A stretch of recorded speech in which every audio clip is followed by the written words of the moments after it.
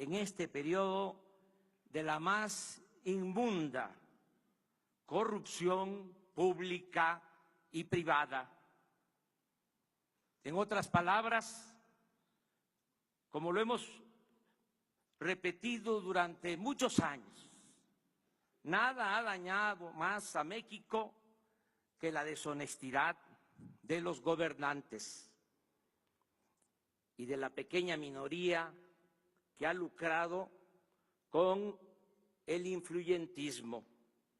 Esa es la causa principal de la desigualdad económica y social, y también de la inseguridad y de la violencia que padecemos. En cuanto a la ineficiencia del modelo económico neoliberal, baste decir que ni siquiera en términos cuantitativos ha dado buenos resultados.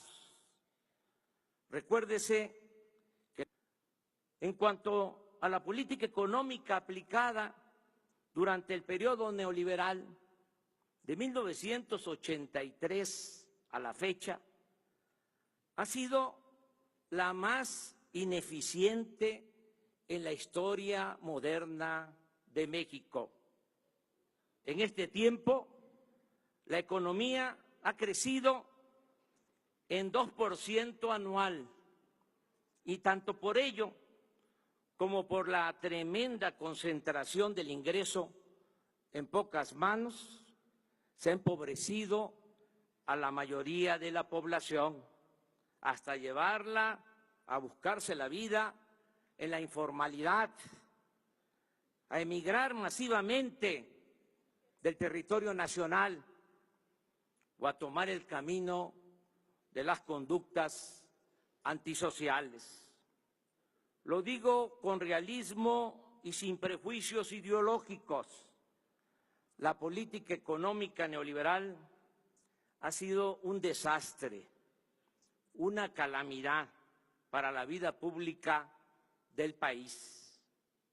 Por ejemplo, la reforma energética, que nos dijeron vendría a salvarnos, solo ha significado la caída en la producción de petróleo y el aumento desmedido en los precios de las gasolinas, el diésel, el gas y la electricidad. Cuando se aprobó la reforma energética hace 4 años, se afirmó que se iba a conseguir inversión extranjera a raudales, como nunca.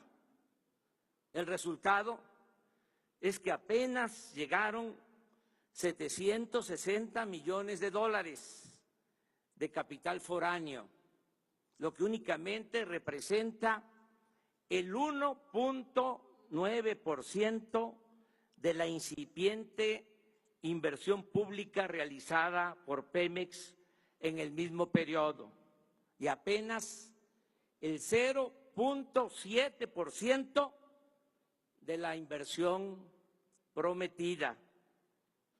En los considerandos de las leyes aprobadas en ese entonces, se aseguraba que en este año íbamos a estar produciendo 3 millones de barriles diarios, y la realidad es que estamos extrayendo solo 1.763.000 barriles diarios, es decir, 41% menos de lo estimado y con tendencia a la baja.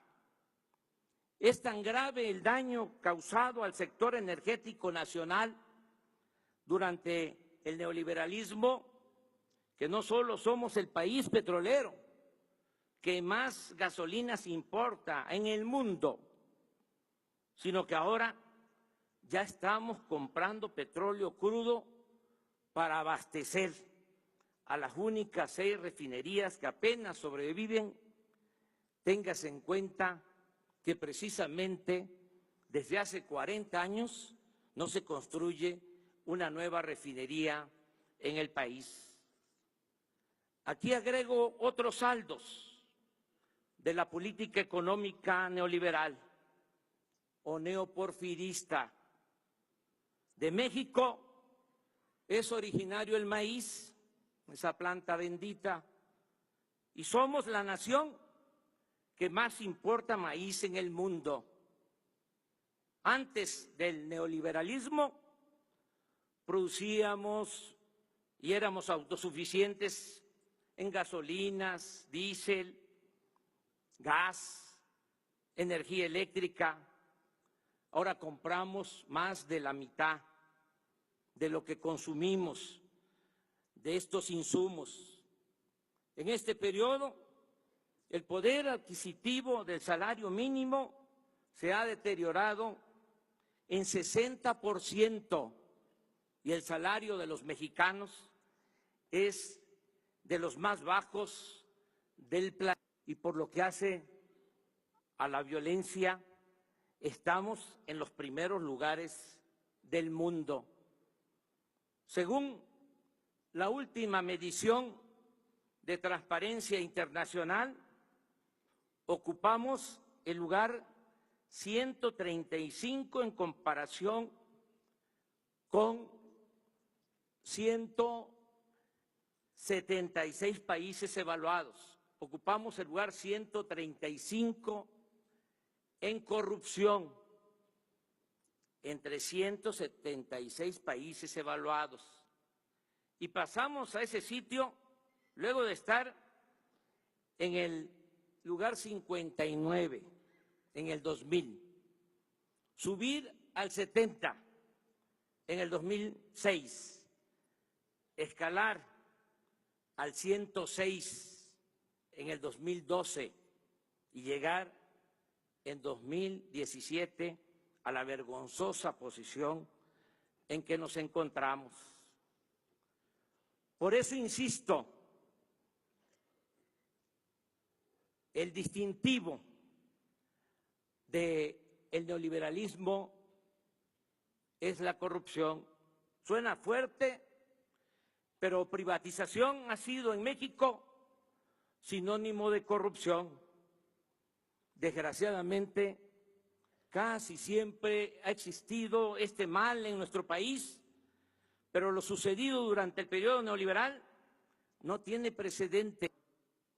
Pero en estas últimas 3 décadas, las máximas autoridades se han dedicado, como en el porfiriato, a concesionar el territorio y a transferir empresas y bienes públicos e incluso funciones del Estado a particulares, nacionales y extranjeros.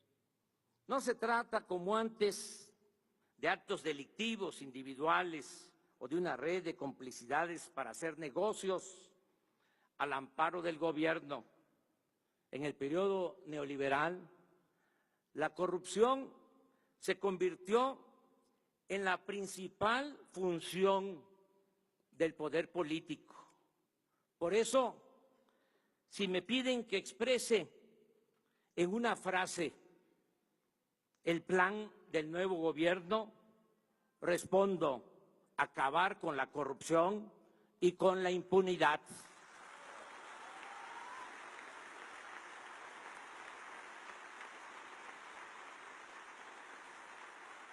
Y lo más delicado, lo más serio, meteríamos al país en una dinámica de fractura, conflicto y confrontación.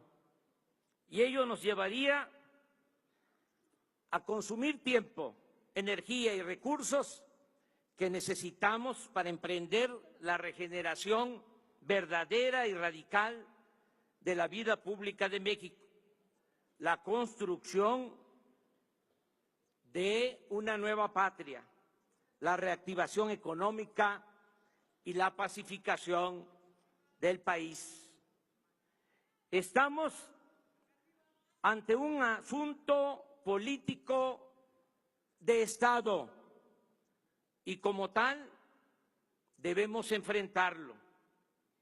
Mi postura al respecto la definí con toda claridad desde la campaña. Dije que no es mi fuerte la venganza y que si bien no olvido, sí soy partidario del perdón y la indulgencia.